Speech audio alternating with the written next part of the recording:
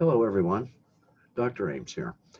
What I'd like to talk about this time is a little more information on stereotypes about gay people. The first that we see here is that gays tend to cluster in certain occupations. Well, that is really hard to say if that is absolutely true all the time, or if they actually dominate the industries we're thinking of, or or so forth. The thing about this is we have many stereotypical thoughts about what those occupations are. The typical ones are hairstylists, fashion designer, dancers, or pretty much any job that's thought of to have mainly feminine appeal or characteristics. But the actual truth of it is that gay people are found across all industries in a wide range of occupations. It could also be that gay people in some of these stereotypical occupations have tended to come out more publicly and more often than those in other traditionally male fields. So our perception of this could be distorted for so many different ways. There is actually one study that our author talks about um, that revealed that there are actually more gay people in science and engineering occupations than there were in fashion, and that there were many more gay people in finance and insurance than there were in entertainment and the arts. So it's really hard to say. This is one of those that might be one of those more or less rational stereotypes where it's not necessarily harmful, but at the same time, there does seem to be a kernel of truth to it. But it's very hard to make a generalized statement like that because we can't say that just because we've noticed some gay people that are hair designers or in the fashion industry that they dominate the industry and that's like a prerequisite to be in those industries. So we just don't know enough yet and we have to be careful. So that one has to be considered sort of up in the air, I would say. What about this one? People who associate with gays are probably gay themselves. Well, this is absolutely false. This is stigma by association, right? Or as the author tends to call it, courtesy stigma. It's just one of many stereotypes that are very intimidating to generally to gay people, and it prevents them, some of them anyway, from reaching out to what they consider might be close friends, in the sense that they wouldn't want their friends to think that they're coming on to them and so forth. But there's just no reason for thinking this way. It's just a hurtful stereotype, one of the irrational ones. Gays are a security risk. Well, this was a very powerful stereotype, probably up through the 1960s. Even earlier, though, gays were considered a serious security risk by the government because it was a widely held belief that gayness had to be kept secret, and certainly it was illegal in so many of American states. Because if it was found out that a person was gay, therefore a foreign power could blackmail that person into revealing secrets and so forth and being a danger to the country. Um, and this certainly was not true.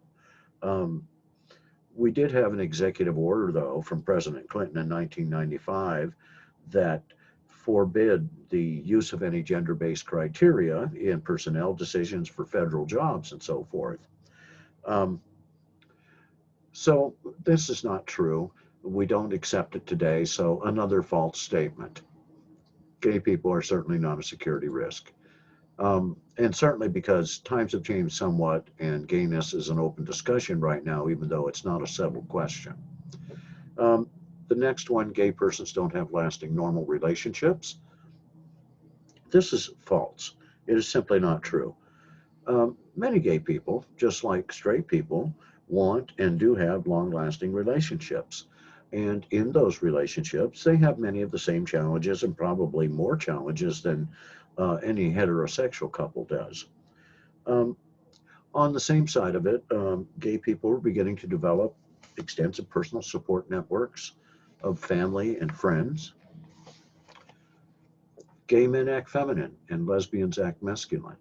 Well, what we're seeing here are the ends of behavior on a continuum of behavior. And so when we see gay men acting what we think is feminine, we're applying gender roles to them.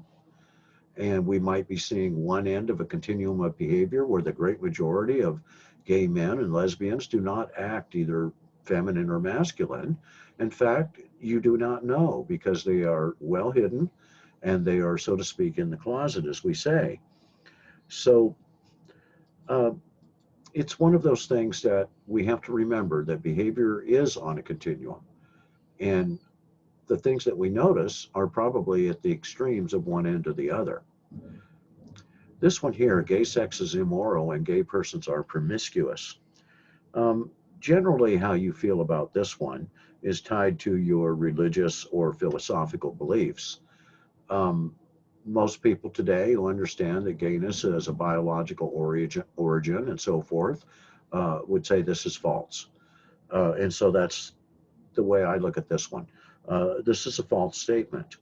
Um, and then it also ties into the idea that a disease like AIDS is God's revenge on gays and so forth.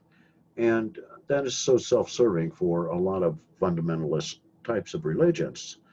Um, and of course, you do not have to be gay to contract AIDS, but AIDS is associated with gay people, and gay people are associated with immoral sex and so forth. Therefore, from that sort of a viewpoint, they're being, they're receiving a self deserved penalty. And then the last one here, gay persons are a bad influence on children. This is tied to the myth, uh, because it is false, that gay people are perverted, that they're demented in some way, and therefore they are a danger to children. This was the position of the APA, the American Psychological Society, early in the 20th century. So it has helped to support that stereotype over time. But it is simply not true. It is false. We have a lot of research on this that, in fact, uh, gay men are actually, in general, from what research tells us, looking for older partners. It has nothing to do with seducing young men and boys for partners, and that's really where some of this thinking comes from. Um, in the states where gay couples are allowed to adopt children, there is no evidence whatsoever that children become gay or that they are a bad influence. In fact, the opposite is true. Um, those who do those sorts of things with children really are criminals, and they are expressing deviant behavior. And gay people certainly agree with that as well. Um, so, additionally, what we know is that gayness is not something you learn or that you contract for someone. Your sexual orientation is fixed by biology early in life. Part of the problem with these powerful stereotypes like this is that they come reinforced by your culture, and that makes them so much more powerful and harder to overcome. Here are some of the cultural attitudes confronting gay people that contribute to these stereotypes. The first one, people feel threatened by gay couples because of firm beliefs in traditional gender roles and sex roles. Some people are feeling that way. They are very much fixated on what they think is proper behavior for a man, for a woman. We're having that conversation in the country today. And it is a deep-seated cultural attitude that is based in American patriarchy, a patriarchal society, because the patriarchal society is dictated. This is what a man ought to act like. This is what a woman ought to act like, and so forth. These are their roles. And when you don't act according to someone's expectations, which of what a role is in culture, then they feel somewhat threatened. People don't know how to act around gay people. This is very true. Many people don't know that they've had gay friends or gay teachers and so forth, and they don't really have any current friends who are out in the open as gay. Um, and so they simply didn't know how to act around gay people. They're so hung up in maybe some stereotypical thinking they might have, or they just are simply confused and don't understand. And this is what we do often in American culture when we don't understand something. We don't know how to act. We're afraid to talk to them, or we really freeze up in many circumstances. So I think this is another part of our culture that we just have to deal with. This attitude here, maybe they'll come on to me. This is also a cultural attitude, and it's based in all that stereotypical thinking that gays are promiscuous and so forth, and that they're going to push it on people, and they're going to be a bad influence on children. They're always looking for partners. They're immoral and so forth.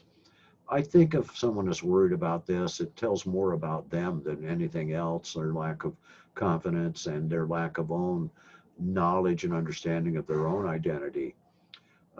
It's very similar to this one here. Maybe they'll be jealous of my friendship with the person they're attracted to. I think if you're that worried about those sorts of relationships, you're working at it way too hard. Being jealous of someone because they might like them. This sounds right out of seventh or eighth grade and so forth.